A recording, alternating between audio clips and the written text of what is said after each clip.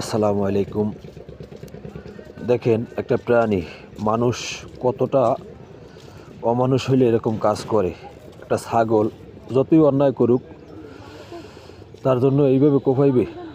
ছাগলটারে প্যাডের উপর একটা কোপ দিছে, পিছনে একটা কোপ দিছে, ওই পাশে আরও দুইটা কোপ দিছে। এই যে দেখতে পারতেছেন 6টা সেলাই লাগবে।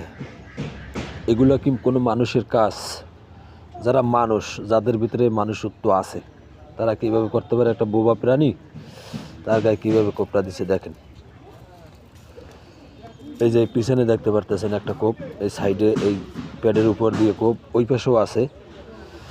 এগুলো কোনো মানুষ যদি মানুষ হয় তো মানুষ হইয়া তো আর এইভাবে পারে না, পশু ছাড়া।